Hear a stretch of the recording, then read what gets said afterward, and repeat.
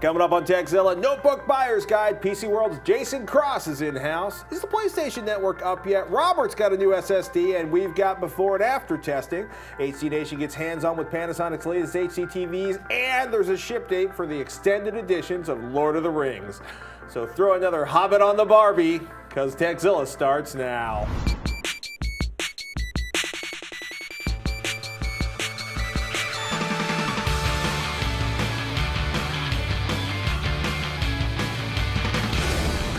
This episode of Tekzilla is made possible by GoToAssist Express. Support smarter with GoToAssist Express.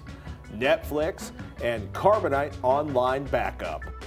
I'm Patrick Norton. And I'm Robert Heron. Welcome to Tekzilla, hands-on reviews of the latest tech and how to make the most out of the gear you've already got. Hey, whether you're a beginner or tech support for your friends and family, if you've got a question about tech or the most accurate .22 long rifle you can buy, we've got an answer for you. And if we don't, we'll track down somebody who does. Have you gotten your PS3 running yet? Well, actually, we should put it, we tape this on Wednesday, it goes live on Monday, so the PlayStation Network might be back up by the time you see this. So if you've been waiting for Portal 2, Mortal Kombat, Steam, and just about everything else that is full of wind on Sony's gaming platform, I hope it's up and running. I do.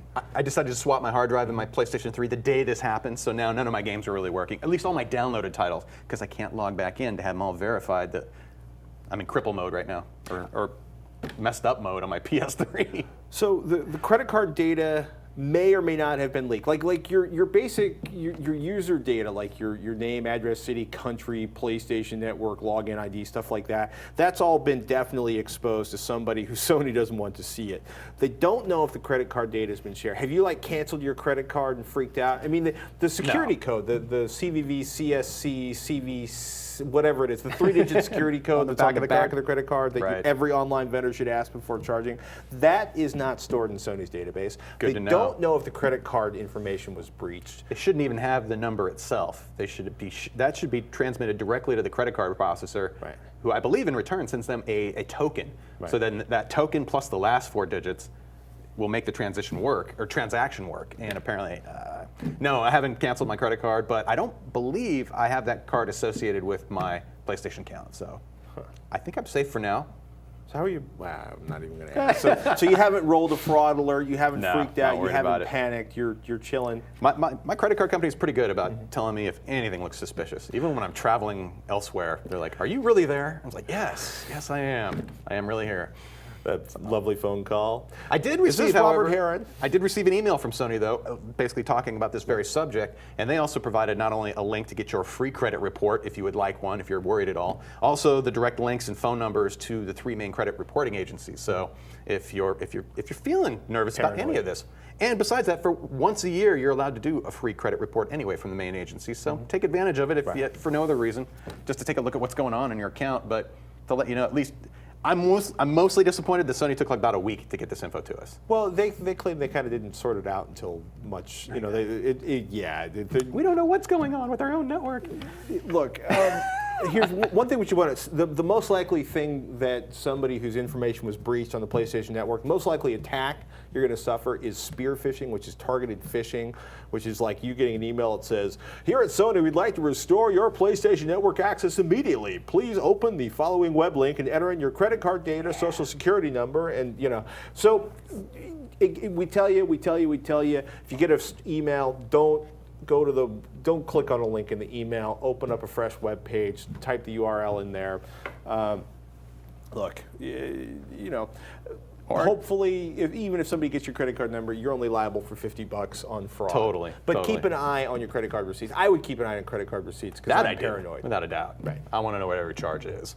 So. And as expected, Apple said it's not tracking your location. That's the cache security researchers have found is crowdsourced Wi-Fi hotspot and cell tower data. And that sometime in the next few weeks, a software update will roll out that will sort things out. Yeah, they're basically saying we don't care where you are. We just want information, in part because they say they're working on a crowdsourced traffic database for better navigation sometime in the next couple of years, and that update's they're no longer gonna back up this information onto your computer. Oh. I want that though. It's going to be on your phone. But I'd like to be able to generate those cool maps like I'm currently able to that shows like every place I've traveled in the last I don't know, life of my phone. Google, I'm sure someone will help you out.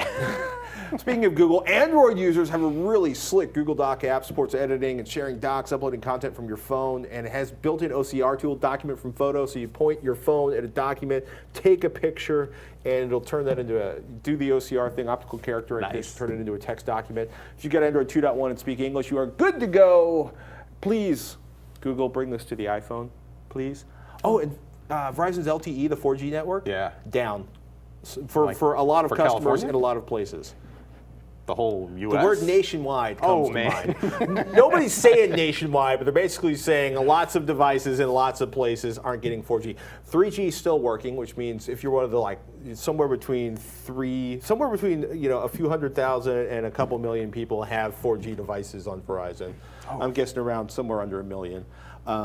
But if you're looking at your 4G device and being like, why am I only getting 3G? It's because they've been having network issues. By the time we recorded this, they were pretty sure they had identified them and would be making them go away. Good deal. A nationwide network failure. Or possibly a many places network failure. Ouch. Mr. Heron just put SSD upgrade notebook, and you are delighted. I am.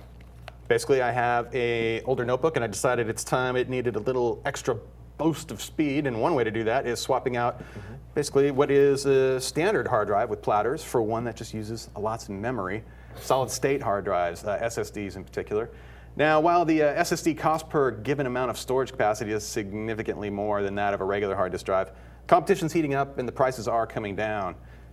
Now, over the last weekend, this previous weekend, the project my notebook's about 1.5 years old now, and basically after I swapped the drives out, reinstalled everything, I thought I'd run some benchmark tests to help visualize the performance improvements. Now, old drive, 320 gigabytes, and it runs along at about 5,400 RPM, and it retails for about $60. Upgrade drive, only 120 gigabytes, so significantly less. Selling for $200. Sells for $200 from OCZ Technologies, their Vertex 2 drive. Speed, man. Tell us about the speed. That is it. The most immediate improvement by far that I noticed was the notebook startup time. Before, with the old drive, took about 100 seconds for that old drive to boot up fully or get the whole system running. For Windows 7 to launch and you to start. Totally, to make it usable. Click to clunk. New drive, less than 20 seconds. Dang. That to me was the biggest wow, and still makes me go wow. Because as Windows users, you restart a lot. Also, applications too. General application use. The Calman application software that I use for HDTV testing, that used to take about 30 seconds to load off of the old hard drive, and the new SSD shaved 10 seconds off of that. Nice. Which doesn't sound like a lot, but that's like a third faster in terms of startup times. If you open that 100, 200 times a year, it adds up. That's almost an hour. I'll do the math because I can't do it in my head. And also threw down with HD Tune. That's a free drive benchmark you can pick up. They have a paid version too, but I wanted to know the average read speed results, and that put my old drive at about 50 megabytes per second. The new Vertex 2, 186 megabytes per second. And I also threw in my new SanDisk Ultra USB drive, 32 gigs of fastness. That actually pulled 28 megabytes per second, but I have to mention that in addition to the fast transfer speeds, access times are also ridiculously fast with solid state drives. And as I mentioned, the cost is the big downside to an upgrade like this. In terms of gigabytes per dollar, those good old hard drives have the advantage. You get about 5.6 gigabytes per dollar with my old notebook drive versus about half a gigabyte per buck with an SSD. And I just to say for a bottom line, it's a great way to breathe life into some not so old notebook hardware. And it also gave me a chance to mess with some other good tools too, like Clonezilla for disk cloning. Clonezilla rocks. Figuring out too exactly what drivers I needed for my notebook to build it with, and to be really clean about it without installing extra software that I didn't want to. I complain a lot about Sony's notebook driver policies, especially with graphics, but for everything else, they make a really nice website that's really convenient and easy to find what you need. So that's a good thing. I liked it. Clonezilla is free, by the way. Clonezilla. Yes, it is. Sorry, I was sitting there. I was supposed to make a comment about Lloyd Case and free, and I was just like, that's not going to go anywhere happy for any of us. Lloyd Case, awesome, awesome, awesome. He's our go-to guy on GPUs, and we're having him back on the show pretty soon. So you got any questions about graphics cards or any other PC setup-related queries, or if you want to see pictures of his unbelievable LAN party room in his house, he has a room in his house where he brings the LAN party. Send them in to us. Email Tekzilla@revision3.com and put Lloyd Case in the subject line. Take a moment to thank one of our sponsors, well, actually one of my favorite sponsors because I use the product every day, Netflix. Netflix.com. They got more than 20 million members. That makes Netflix the world's largest subscription service, instantly streaming TV episodes and movies all over the internet and sending DVDs by mail to my house. I don't have to leave the house to get a good movie. If you're a member, you can instantly watch thousands of titles. We're talking about a vast array of devices they support. Streaming TV episodes, movies to your Xbox 360, your PS3, the Nintendo Wii, Blu-ray players, HDTVs, my Apple TV, all sorts of good stuff. And if you're a Netflix Unlimited member, you can instantly watch as many movies as you want, anytime you want, for one low monthly price. We're talking about a lot of entertainment for not so many dollars because there's no late fees, no due dates. If you're a new member and a Tekzilla viewer, we can score you a free trial membership. Do me a favor, go to netflix.com/Tekzilla and sign up now. And be sure to use netflix.com/Tekzilla so that they know we sent you and we can keep bringing this beautiful television show to your doorstep. Netflix.com/Tekzilla. Check it out, people. Time to get our AC Nation on from the I don't know how we missed this department. I was on Amazon. Pre-orders are available for the Lord of the Rings, the Motion Picture Trilogy Extended Edition plus digital copy, $83.99. The Blu-rays are going to hit the street June 28th, 2011. It's longer Hobbit movies. End of the world, man. You just hate the Hobbits. I don't even know why. I just do. You're repulsed by their furry feet. That's part of it. Panasonic. Brand new 2011, people. This is actually their newest full HD 3D plasma television. It has arrived. This is the lovely 50-inch version of the company's Viera ST30 series. Technically, it's the TC-P50 ST30. Retail price, $13.50 for a 50-inch 1080p 3D screen. Is it actually, the blacks look good. Black. Not fantastic. Not Really 8,000 fantastic. We do have it in an application mode right now. This Right. is an example of what the apps that are actually built into the TV. It comes with a Wi-Fi dongle that's plugged into the side. That's actually sticking out the side a little bit. Yeah. It's one of the things that kind of made me go, I wish the dongle didn't stick out like that, but there are ways around MSRP of $1,300? that. $13.50. MSRP. That's from the Panasonic website. It actually says that right there right now. It What's just had like that $150. streaming for?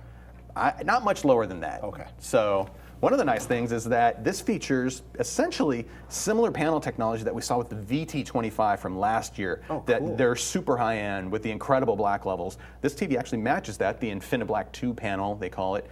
That helps not only with the dark blacks that we were talking about, but it also helps with the reflection of the light as well. They gradually improve the filters on the fronts of the TVs every year. I also noticed too that the bezel itself is a matte finish bezel, which is kind of nice. It's not as glossy as you might think it is. Port-wise, 3 HDMI, including one with audio return, which is great if you've got a newer AVR and you're going to be using the TV's built-in tuner. This will provide that audio return channel to go to your AVR so you don't have to run a separate cable or anything like that. It'll run it over using a compatible HDMI cable. It also has one component video input if you care. Backlit remote, standard Panasonic design. Actually, it's really beautiful. I can't really see it in this light, but red. I like red backlit remotes, not piercing blue backlit remotes like your beloved Optoma projector. No comment. You can walk around with never mind. I have. I mentioned, a USB port. It has two of them. The Wi-Fi dongle that's on there, in my opinion, sticks out a little too far. I wish it wouldn't. And it does include a little dock, actually. You could get a little USB cable and hang it on the back. It comes with one, actually, but the cable kind of sticks out the side too, and I thought that kind of took away from it. There is an Ethernet port too if you don't want to use Wi-Fi. Network features include pretty standard load here. DLNA support, which I thought was kind of nifty. It included MP4 and MKV video file support. Really? Over your DLNA enabled. So basically, if I had That's MK4 awesome. or MP4 and MKV files on my NAS, which has a built-in DLNA streamer, I'm good to go. Without having to transcode them on the fly to the also limited required by DLNA. That's awesome, actually. It is pretty good. $13.50. IPTV, as you can see here, includes things like Netflix, Skype, YouTube, Pandora. I don't know if there's Pandora on here. There's an app store as well. We were kind of scrolling through. Benchmark results, out of the box. The TV's white balance is definitely on the cool side. That's a fairly typical factory preset I see all too often. They want to make that, even if it's standard, it's not the vivid mode for the retail environment, they tend to punch it up a little bit. When you say cool, you mean too much white tan you in the distance? Too much blue. Oh, okay. Cool as that, if it were a warmer white balance, it would look a little more on the red side. Okay. Or, ideally, it'd be neutral. However, and the default color gamut also was, it was just okay. All the points were slightly off the mark, but it's time to really see what calibration controls can do for you when you're setting up a TV like this. And the ST30 actually provides a good selection of pro picture settings. They label that and bundle it all together. It included basic white balance setup that I was able to put to good use, balancing the red, blue, and green to produce a nicely neutral gray response. And the benchmarks seem to back that up. Now, disabling some of the TV's other picture enhancements also helped the color gamut results as well, as you can see in the final graph that we're showing there. Now, video processing. The ST30 actually did a great job. Jagged lines that you can get on diagonal, or jagged edges along diagonal lines, are a fairly common artifact. Jaggies, you'll see that on a lot of video. This did a really good job at minimizing those. And also, it was quick at detecting film-based material with 1080i video material. That would be common for, like, say, primetime TV. A lot of that shot in 24 frames per second, and then they broadcast it in 1080i. This TV will figure that out and present it in a series like that. So it occurs to me, I was saying the blacks don't look that dark, but the reality is A, we're in a studio, B, we got 4,000 zillion watts worth of lights on us, I'm at a bad angle, and we're not watching a video, because the benchmarks for this. It's impressive. When it's dialed in, by default out of the box, the black level's set pretty high. Right. And when you start turning it down, you're still seeing detail in the darkest part of the picture. It's impressive how dark black can get. Like the bars in a letterbox movie end up becoming indistinguishable from the rest of the room, especially if you're sitting in a dark room environment. So that's where a TV like this really excels. And so basically, once it's calibrated, it's a phenomenal deal. I mean, how do they do a 50-inch 3D flat panel for $13.50 MSRP? Figure $12.50 street, maybe. Well, if you're one of the people who don't care about 3D too much or not enough to warrant, spending extra for it, they don't include any glasses. So there's some money to be saved right there. If you want 3D glasses with your 3D TV. $140 a pair right now for the models that work with this television. There you go. That'd do it. That's really it. I'd also like to see Panasonic improve its setup menus to include a blue mode for color and tint setup. A lot of other manufacturers are putting that in their lower end models, and there's no reason not to add a useful feature like that, considering you only have to pretty much do that once in software and then replicate it across the whole product line. And the white balance controls too could have used a little bit of improvement. They're buried in the menus, and it's difficult to go back and forth to see how it looks after you've made an adjustment. Right. And please include a right angle USB adapter so that connected items don't stick out the side like they did. But other than that, like you said, a solid product for the price. Good looking video. Awesome. Cheap. Time for the new Blu-ray releases? I think it is. Hey, now it's time for the new Blu-ray releases for the week of May 3rd, 2011. First up, From Dusk Till Dawn. This 1996 film was written by Quentin Tarantino and directed by Robert Rodriguez and stars George Clooney, Tarantino himself, Harvey Keitel, and more. This film has previously been released on Blu-ray in Canada and is now finally being brought to the United States. Unfortunately, it doesn't appear to be a very good release in almost every aspect. High Def Digest gave it a 2 out of 5, saying there's a still on the packaging that isn't even from the movie, and it's from one of the follow-up movies, and quote, that should tell you what kind of quality control and detail was put into this release, unquote. It comes in a single 25 gigabyte disc with an MPEG-4 AVC codec, presented in a 1.78:1 aspect ratio from its original 1.85. The video quality is uneven, sloppy, and quote, a damn shame, unquote. And while they say there are no pre-menu trailers or ads, there also isn't much content other than the movie itself. No special features whatsoever, not even trailer, and no subtitles. And apparently, despite being labeled with a 2.0 audio mix on the packaging, the only audio option is a DTS HD Master Audio 5.1 mix. So in short, if you're looking for a copy of this film, grab the Canadian version instead. Next up, The Green Hornet. This 2011 film stars Seth Rogen and Jay Chow and comes from the director of Eternal Sunshine of a Spotless Mind and Be Kind, Rewind. It's a superhero movie, but has enough comedic elements to justify Seth Rogen as the lead. It's being released in both 3D packaging and as a regular old 2D release. The 3D version comes with a 3D Blu-ray disc, a 2D Blu-ray, and a DVD, while the regular release has just a single 2D disc. Both are region-free and come with an MPEG-4 AVC codec and in a 239:1 aspect ratio with a DTS HD Master Audio 5.1 mix. Extras include a commentary track, Jay Chow's edition, a gag reel, and several featurettes exploring the making of the film. This film was filmed in 2D and converted to 3D, but the 3D version does include the 3D animated storyboards as well. Also released this week, What Dreams May Come. This 1998 film was based on a 1978 novel of the same name and stars Robin Williams as a man who has died and ended up in heaven, but discovered that his wife has gone to hell instead and decides to try to reunite with her. This film won an Academy Award for Best Visual Effects, and with such amazing imagery, we're hoping the transfer will be impressive enough to do it justice. And indeed, the HD DVD release that came out in 2007 didn't disappoint. The extras are the same as they were included on the HD DVD release, from a director's commentary, visual effects featurette, making of featurette, an alternative ending, and a photo gallery. As always, check out our show notes at Tekzilla.com or hdnation.tv for the rest of this week's Blu-ray releases. It's time to thank one of our sponsors, GoToAssist Express. There are a variety of tools in the market that let you remotely work on another person's computer, but the only one you should trust and rely on is GoToAssist Express, brought to you by Citrix. Why? Exceptional performance, it's easy to use, and it's completely secure. No IT maintenance or updating is required. It's so fast you'll be viewing your client's computer and troubleshooting in seconds. Plus, you can support clients' computers even when they are away from their computers. Tekzilla viewers can try GoToAssist Express free for 30 days. For this special offer, visit GoToAssist.com/Tekzilla. That's GoToAssist.com/Tekzilla for a free trial. Thinking about buying a new notebook? You're not alone. Notebook sales have tripled over the past 3 years alone. They're everywhere, whether you're shopping online at a big box store or your local Walmart. But with all the different manufacturers, models, or like sometimes models are specific just for one chain of stores, a ridiculous array of features, too many processors, Sandy Bridge, and everything else, how do you pick the right one for you? Here to help sort all that out, PC World Senior Editor Jason Cross. Welcome back, man. Hello. It's been too long. Yes, I haven't been here in like half a year or something. It seems longer than that. I should stop by more often. You should, actually. You have been up to your eyeballs in new notebooks. Yes, I live and breathe notebooks. I'm shopping for a new notebook, assuming I don't want a gaming-specific notebook or an ultra-portable. How do you find the right notebook? Do you start with your budget? Do you start with like your purpose?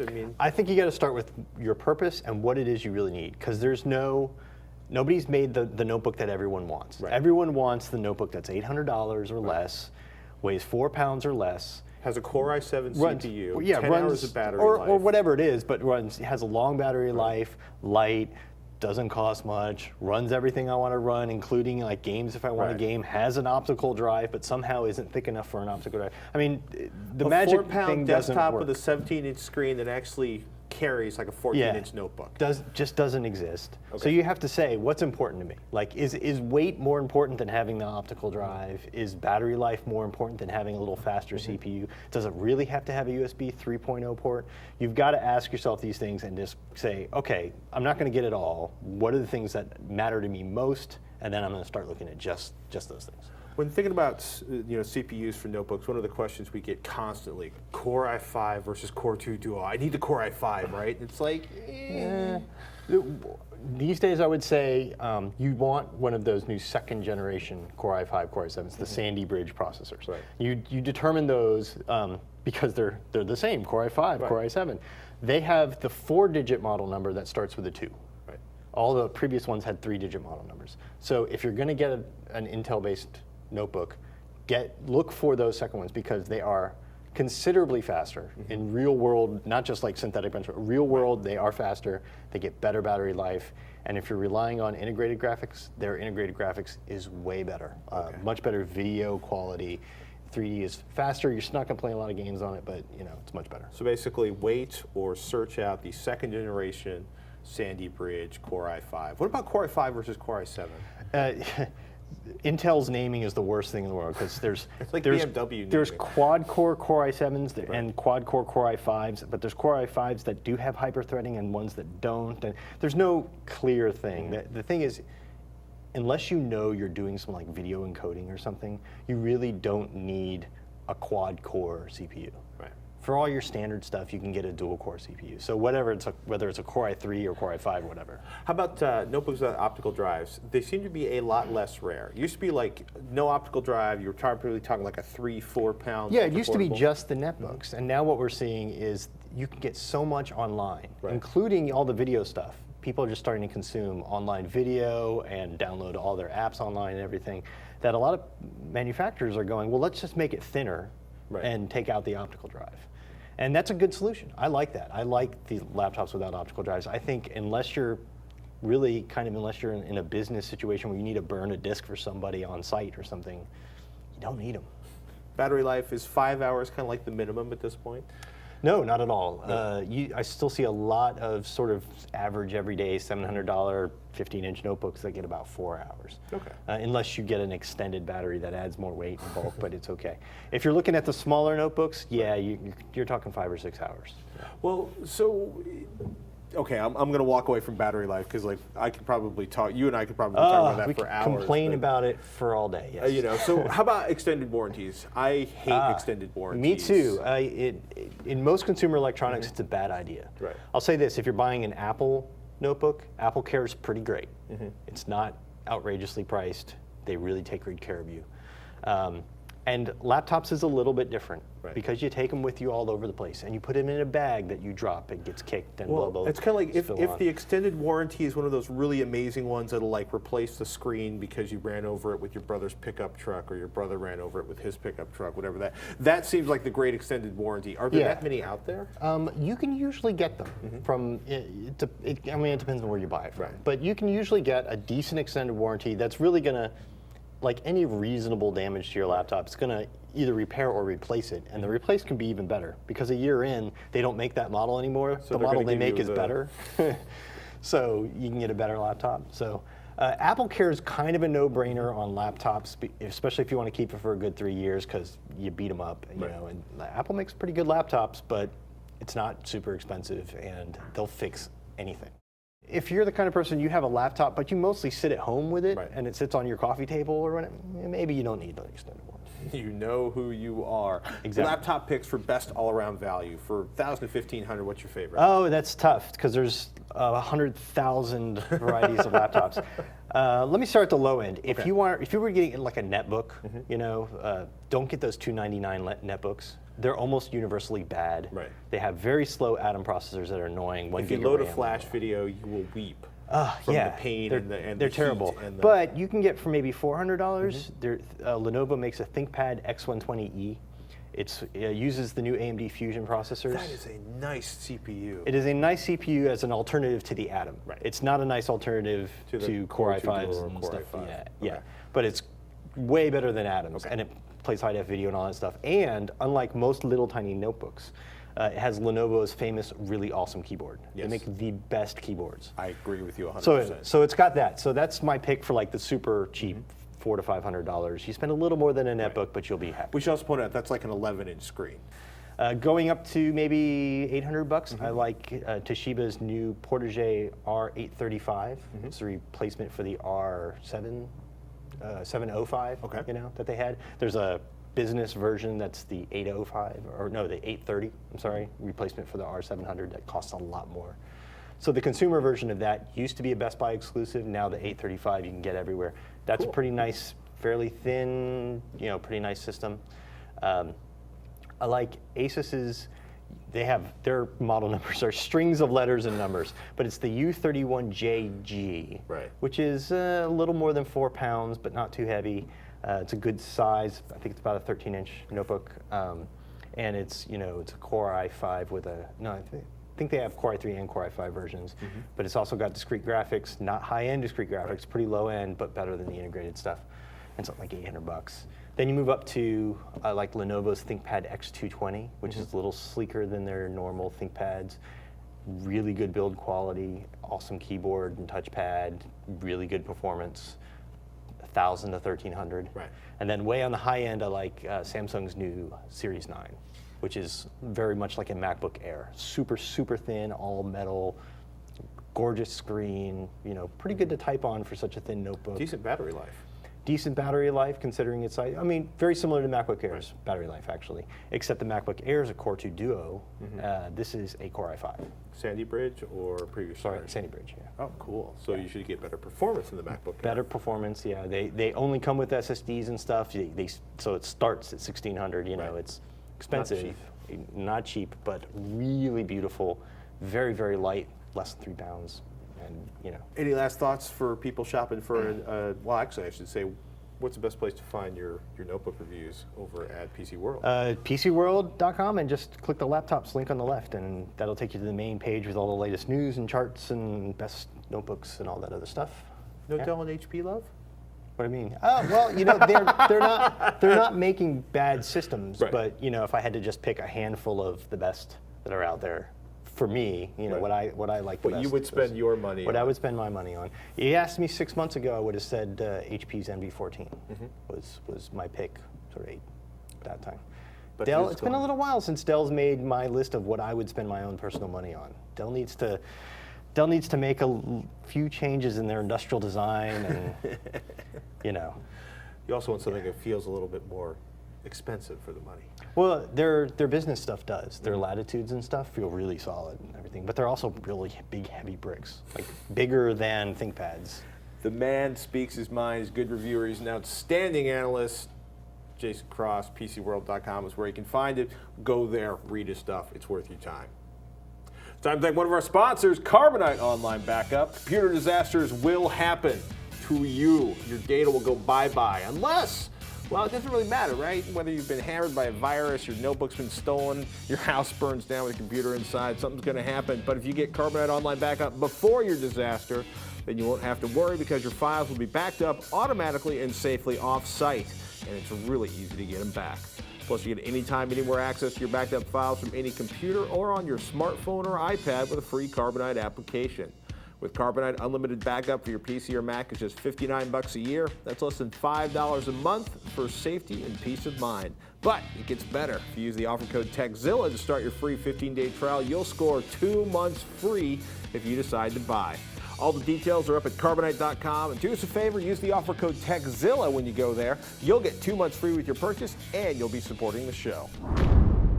And last week we brought up a story of the Michigan State Police who were using devices that could download all the data off your phones during routine traffic stops. Well, viewer Larry wrote in to bring to our attention the official response to this issue, which I'll quote. Data devices not for routine stops. Michigan State Police use electronic devices to download information from your cell phones only to pursue drug dealers, child pornographers, and murderers, not during routine traffic stops, unquote. And it goes on to say downloads are done only with written consent of the cell phone owners or with a search warrant. They're rarely carried in troopers' cars, but rather are used at state police facilities where confiscated cell phones are taken for criminal investigation. So that should put some minds at ease, although the ACLU is basically saying we still want to see the data we requested, you know, because like they requested data. The Michigan State Police said it would cost zillions of dollars, or at least a few $100,000 to put it together.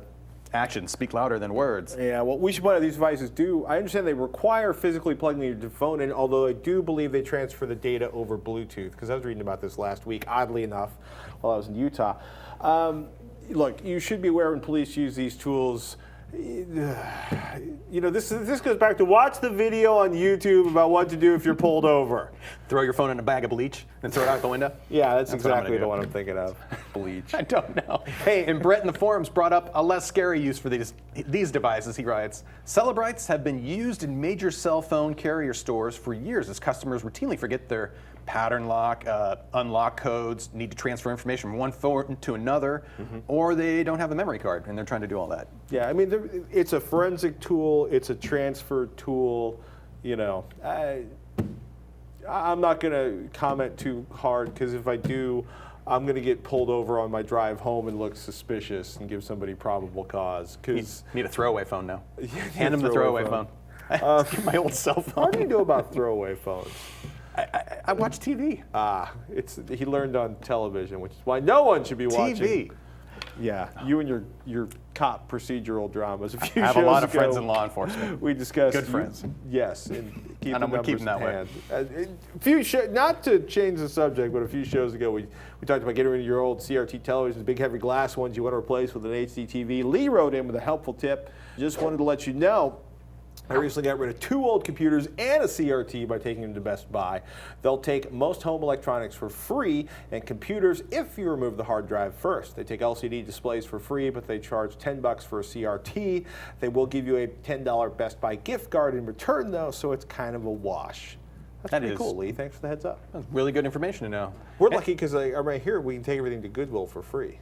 They no longer accept CRTs, though. Really? Most don't anymore. I don't have any CRTs. Are you sure? I had about 6 months to go before I could get rid of my CRT computer monitor, and they said, "Oh, if you'd have been in here," or like they said, "We were about to cut the line on these and say no more." But Because I just took like an entire truckload of stuff to be recycled from revision 3. I don't think you can just go to the dump anymore and throw that stuff on the ground and beat it with a sledgehammer. But No. that's apparently not allowed. Not even in your hometown. All the fun is just being sucked out of. Oh, never mind. Hey, you know what? At least Best Buys are everywhere. And if you can't find any other option for disposing of your old TV, say an electronics recycling program, or if no one responds to your ad on Craigslist, that's what I do. You should be able to find a Best Buy that will take it off your hands. Just please do not throw it in the trash. Or in a field, or in a backyard, or at your neighbor's house, Or- the tweakers who have their Ford apart in the or front apparently yard. don't take a sledgehammer to those tubes either. And Bad stuff in Matthew there. had some input on. I'm not even touching that, dude. I know nothing of the wonderful sound that a CRT makes when you hit it. No. There's the crackle, but then the noise. It sounds like a Implosion. mortar. Matthew had some input on Robert's comment that he makes sure to manually set each site to HTTPS for secure browsing, and writes, "Silly Robert, just use HTTPS everywhere from the EFF. It's a Firefox add-on that forces HTTPS usage." Nice. I'm glad to see more websites are actually adopting HTTPS as a default too. Yes, it's a good thing. Like my bank, of course, but Gmail. and other sites. And Firefox, I actually am using it. I'm very excited about Firefox. Haven't right tried it now. yet. Try the new version. I will. It I may am. shock I'm you. rolling with IE9 on some stuff, and then Chrome. You're still using Chrome, though. Yeah, Chrome's got some Yeah. weird problems. Yeah. Color profiles in particular. Why doesn't Google support color profiles in their browser? The only reason you care about color profiles is because Grant gets upset about color profiles. Yes, Grant, you're ruining me. Yeah, Have you ever used a color profile? Yeah, and I've got calibration gear to calibrate monitors with, and Because you need a calibrated web page. and everything else. And But yeah. why should the web page be taken away from the fun of a calibrated picture? If you are Why? a Chrome user, check out a Chrome Why? extension called Secure Sites. The EFF's Firefox add-on just there you automatically go. redirects you. But the Chrome extension, which isn't affiliated with the EFF, by the way, displays a triangle icon in the address bar when it notices a secure version of the website you're on. You click it, it shows you a preview and lets you choose to have it redirect you from now on forever or not. Facebook also has a checkbox option now in their settings that you can also enable HTTPS access as well, although it won't work with some of your games or plugins. Imagine if you're a high school student and your little sister is packet sniffing on your home network and configure all of your email and your Facebook stuff if you don't secure the HTTPS connection. I'd be using a VPN connection then at home. She'd be driving a Gotta new be car doing for the money something. she'd extort. Hey, you got a burning tech question for us, whether it's actually about burning tech or you want to secure your online communications from your kid's sister, send it in Tekzilla@revision3.com. That's our email address, or you can post it on our Facebook page at facebook.com/Tekzilla, and we do recommend you use the secure login. Yeah, and of course, we're also on YouTube at youtube.com/TechHD, TEKHD, and Twitter at Tekzilla, at Robert Heron, at Patrick Norton, at Veronica. And thank you so much for watching. I'm Patrick Norton. And I'm Robert Heron. Until next time, you've been watching Tekzilla. You, like, bang. I can believe you. Sad thing is I can totally see you having a Dude, and then I'm driving to, get my phone back, now drive to the Apple store, pay $200.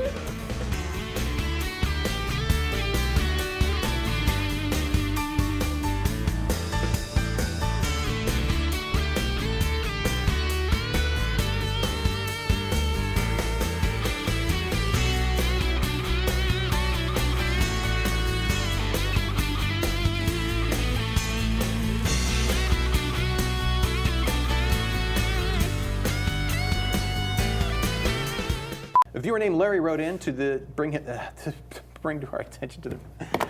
Well, I'll read this one. I could do this, man. I just. No. I just want to try. No. I'm just going to read it the way it is. I'm just going to stop. We'll do it live! Yeah. I took his course at DEF CON 2 years ago. Is it okay? No. Darn it. What was funny is I was reaching for it when you like wandered off with it. I was starting to He giggle. is the guy, man. He is his You site love us is so much.